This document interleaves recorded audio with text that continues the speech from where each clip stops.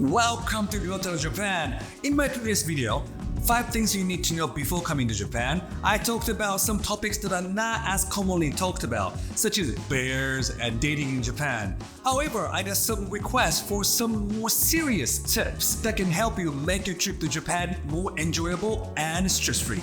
About half a year ago, Japan finally opened up its borders to the world, and I'm sure many of you are looking to come to Japan, and some maybe for the first time. So it's time to let you guys know my top tips that you should consider while planning your trip. Number 1. Tattoo and onsens. This is probably the most common question I get, so I guess it's time to finally address it. For the most part of Japan, tattoos are prohibited in onsens and there will be a sign saying so. However, from what I have found, small places like ryokans where you're staying overnight, they let you in with tattoos. You should ask them first though. Obviously, if you have a full sleeve or full body tattoo, you probably won't be allowed. But if you have a small 1-point or 2-point tattoo, more likely will be fine. If you're still worried about it, some hotels or ryokans will offer plasters to cover up your tattoos and you'll be able to enter no problem at all. If you're still worried, there are many private onsens available. Ryokans often have rooms with their own onsens, so you can enjoy it privately with the person or people that you're staying with. They may also have a shared private onsen facilities that you can reserve it at the reception. If your main goal is to go into an onsen, my top recommendation would be going to Beppu in Kyushu. Beppu is one of Japan's most famous hot springs town, and Hyotan Onsen is the only 3 Michelin star onsen in the whole Japan. They have shared onsen as well as 14 different private onsens to enjoy by yourself or with whoever you're traveling with. Number 2. Choosing the right time to come to Japan.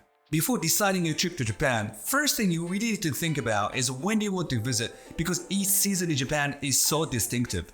In winter, you can visit some of the snowiest areas of the planet, such as Aomori, Niigata, Hokkaido, and Nagano, making it perfect for the winter sports. In spring, you can enjoy the beautiful cherry blossom, and then in summer, it gets crazy hot, upwards to 40 degrees Celsius.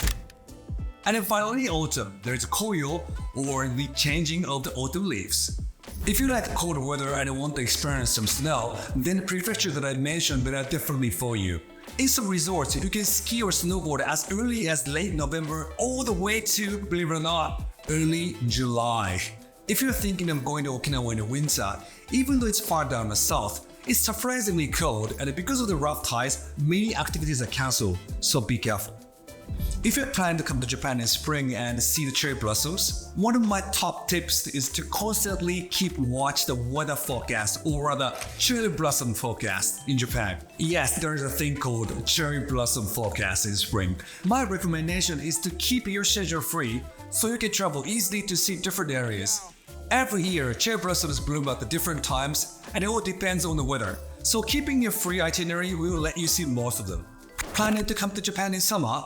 Don't. Unless you like sweating from every inch of your body. Finally, maybe my favorite season would be, I guess, autumn. The weather is perfect. Not too hot, not too cold, and you get to see all the autumn leaves, changing from red, brown, and yellows. Millions of visitors all around the world, and even locals travel around to see the changing of the autumn colors. It's perfect weather and scenery to travel, whether it's by train or bicycle or by car, which leads on to my next top tip. Number 3. Renting a car.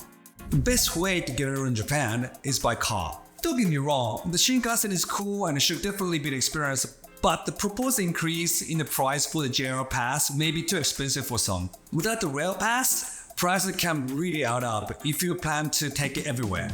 Also, using airlines such as Jetstar and Peach Airlines are the great and cheap way to get around the country easier. These airlines are convenient to get from one side of Japan to another, but traveling to the airport can be a hassle, and the airplane gets narrow and you could end up sitting next to some guy that you don't know and you don't want to talk to.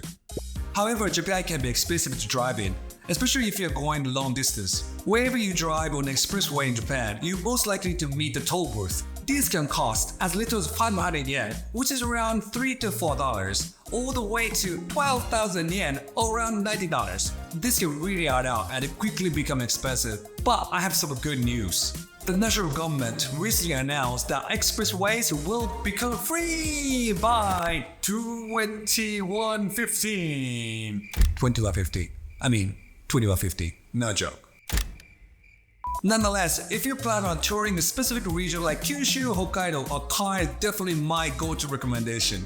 While there's a public transport available, the surroundings of nature is best enjoyed at your own pace from a car. There are also so many hidden villages, restaurants, and shrines that would never find if you went by train. Plus, there's nothing like driving through the Japanese mountains with the windows down and the cool breeze blowing through your hair. If you plan to rent a car in Nara and are feeling lucky, they have a special shop called Gacha Rent-A-Car. Whatever that is, for just 5,000 yen, you can just spin the gacha pawn and it will randomly choose your car from a Mini to a Mercedes. Since COVID-19 started, camping has boomed and also camping cars and vans. People are renovating their cars so you can actually live in them 24/7. There are rental car services where you can actually hire them out, which you can sort out your transportation accommodation at the same time. Along with the rental car, I guess you would need some Wi-Fi to use your Google Map. That's why I recommend getting an international SIM card and a pocket Wi-Fi with a Sakura mobile. They operate under one of the Japan's largest and most reliable networks, Docomo, offering the fast and seamless internet access no matter where you are in Japan. All you have to do is click the URL in the description, place your order for your SIM card or pocket Wi-Fi at the address you would like to pick up in Japan. These include various airports, hotels, and post offices. Then enjoy Wi-Fi wherever you're in Japan. Before you fly back home, post a SIM card in the attached envelope and say sayonara to Japan. It's that simple. Travel stress-free, stay connected with your friends and family, and upload your photos to Instagram wherever you're in Japan. Use the link in the description below to purchase your international SIM card or pocket Wi-Fi for your trip to Japan. Anyway, my fourth tip. Be aware of typhoons and rainy season and earthquake. June to July is a rainy season for much of Japan, known as Tsuyu. It's also known as plum rain as it coincides with the plums ripening. Tsuyu can start as early as May in southern area like Okinawa and ends as late as mid-July in northern Tohoku. You can check the yearly forecast online, and I would strongly recommend avoiding visiting during those months. But there are some good points. Travel is sometimes quieter during those months, and many areas can look even better in rain. One of my top tips is to visit Hokkaido, as the northern prefecture doesn't actually have a serious season. The temperature is mild and it's great to explore the amazing nature and delicious food. Then, from the July to October is typhoon season. Typhoons are equivalent to hurricanes in the United States and range of various levels. These actually start around Okinawa and then make their way up to the northeast side of Japan, through Kyushu, Osaka, and Tokyo. Very rarely do they hit Hokkaido, which makes it another reason you should visit there. Speaking of which, earthquakes are another common point that many people worry about. The last really big earthquake was 2011 in Tohoku, which I'm sure many people know about it. While there are many small earthquakes throughout the year, it's very rare to find one that's really dangerous. I wouldn't worry about it too much, and definitely don't make it put you off your trip to Japan.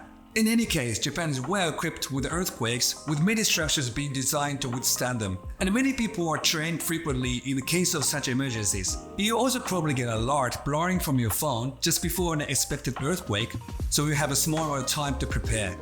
Bonus tip! Wagyu. Does A5 taste different in different areas of Japan? No. Does it melt in your mouth? Yes. Number 5.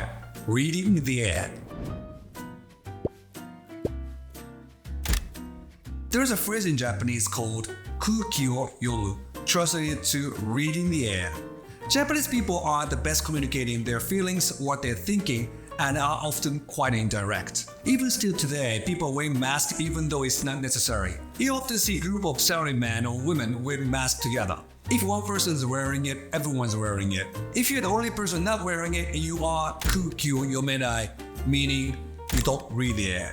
Another example, in 2019, there was a viral tweet from the guy, let's call him Chris, visiting Kyoto on a business trip. During his meeting, the client complimented Chris' watch. As any normal person would do, he took it as a compliment and started talking about his watch. Oh yes, this is an absolutely splendid watch, it's passed through from my great-great-great-grandfather and it's timeless classic, don't you think? But this is Japan. The client really meant, the conversation has gone too long, I'm kinda bored and I want you to go home.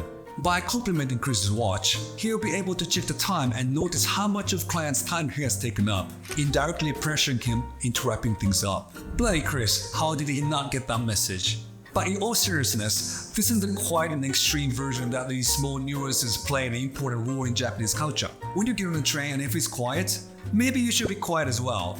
Or if someone looks uncomfortable talking to you, maybe you should hurry up and leave them alone. And don't be like Chris and read the air.